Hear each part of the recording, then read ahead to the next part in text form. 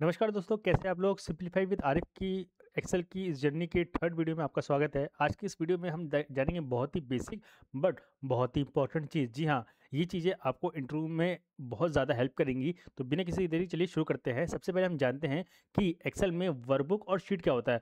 अब काफ़ी लोग सोचते होंगे भाई मुझे तो पता है वर्कबुक और शीट होता क्या है, लेकिन अब एक बार दोबारा से मैं आपको बता देता हूँ। वर्कबुक बुक का मतलब है जब आप एक्सेल की कोई नई फाइल ओपन करते हो उसे हम वर्कबुक कहते हैं। जैसे मैं यहाँ पे विंडो क्लिक करता हूँ, यहाँ पे लिखता हूँ एक्सेल, ठीक है। और जैसे ही ये ओपन होगा, यहाँ पे देखो ये है ब्लैंक वर्कबुक। यानी अगर इस पे मैं क्लिक करूँगा तो ये पूरा आपका ब्लैंक वर्कबुक है, यानी इस पूरे चीज़ को हम वर्कबुक कहेंगे। अब आप पूछोगे शीट कैसे कहेंगे, शीट में हम कहेंगे इसको, यहाँ पे आप देख रहे हैं यहाँ पे कॉर्नर में राइट हैंड साइड में यहाँ पे प्लस करता हूँ, ये शीट 1 शीट 2 तो एक ये जो हम जितने क्लिक करते रहते हैं इसे हम कहते हैं शीट। जी हाँ, वर्कबुक यानी एक्सेल की फाइल, और उस वो एक वर्कबुक के अंदर जो मल्टीपल हम जो है शीट रख सकते हैं तो इसे हम कहेंगे शीट, ठीक है।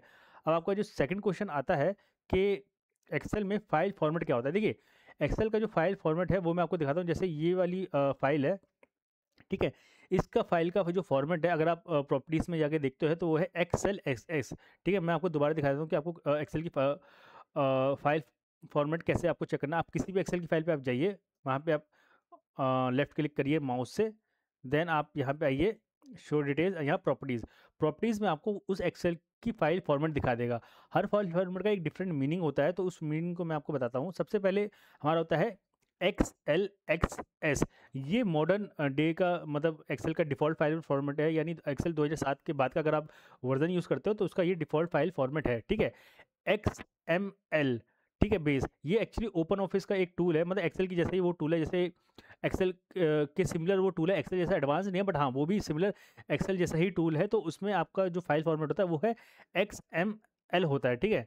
और ये तीसरा जो फाइल फॉर्मेट है XLSM, यानी जब हम कोई भी वर्कबुक में माइक्रोज लगाते हो ना, यानी जो वीबीए का कोडिंग करते हो, वो मैं आपको आगे आने वाली वीडियो में सिखाऊंगा।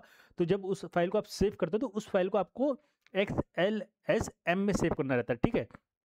फिर आता है XLSB, ठीक है। अब इसमें क्या होता है ना, जब आपके पास लार्जर फाइल होती है, जैसे मान लीजिए आपके पास 10 या 20 या रिकॉर्ड है, ठीक है।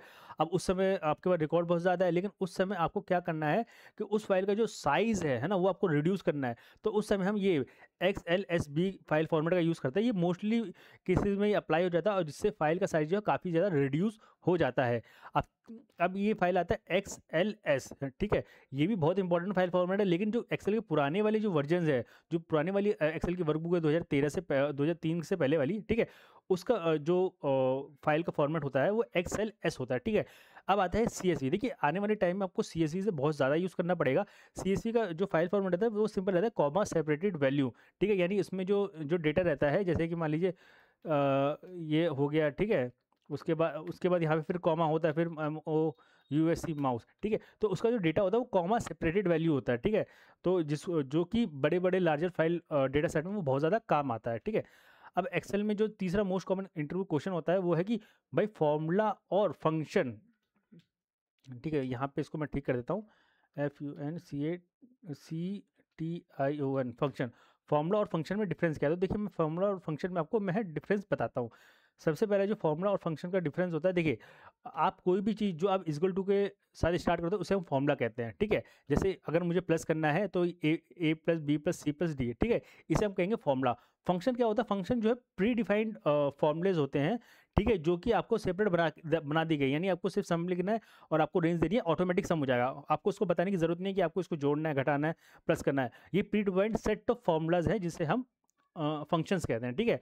अब आप मल्टीपल फंक्शंस को यूज़ करके अगर आप कोई टास्क परफॉर्म करते हैं उसे हम कहेंगे फॉर्मूला। यानी मल्टीपल फंक्शन को परफॉर्म करके आपको जो टास्क परफॉर्म करने को हम उसका हम फॉर्मूला कहेंगे, ठीक है।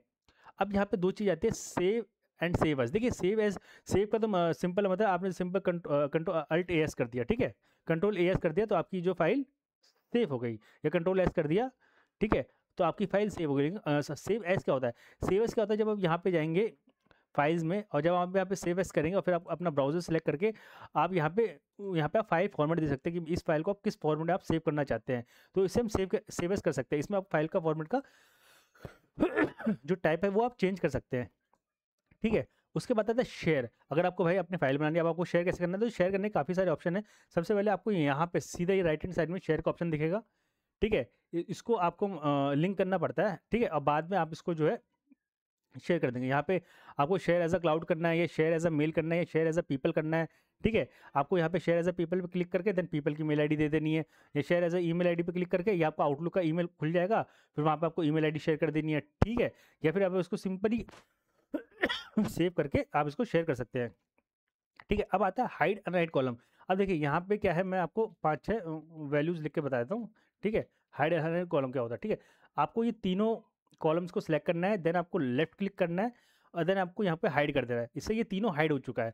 अनहाइड के लिए आपको सीधा ये कॉलम सेलेक्ट करना है, यहाँ पे आके सीधा आपको अनहाइड कर देना है, ठीक है? ये बहुत ज़्यादा काम आता है जब आप मल्टीपल वर्कबुक पे काम करते हैं ना, तो उस समय आप चाहते हैं कि आपकी कोई फॉर्मूला कोई देखे ना, है ना? आपको सिर्फ सेलेक्टेड सेल ही दिखाना चाहते हैं, तो उसके लिए आपको हाइड और अनहाइड करना पड़ता है, ठीक है? तीसरा आता है हाइड और अनहाइड शीट कैसे करते हैं? तो देखिए शीट को हाइड और अनहाइड करने के यहाँ पे सिंपल है, इसको आप यहाँ पे हाइड कर सकते हैं, यहाँ पे और सीधा यहाँ पे इसको अनहाइड कर सकते हैं, ठीक है? तो आप मल्टीपल शीट्स को सेलेक्ट करके आप वहाँ पे हाइड और अनहाइड जो है आप जो है कर सकते हैं। तो ये वाले बहुत ही बेसिक क्वेश्चन है, बट एक्सेल में आपको बहुत ज़्यादा ही इंपॉर्टेंट आते हैं, तो इनको प्लीज़ फॉलो करिएगा और आने वाली वीडियो के लिए प्लीज़ अपने चैनल को सब्सक्राइब करिए। धन्यवाद, थैंक यू।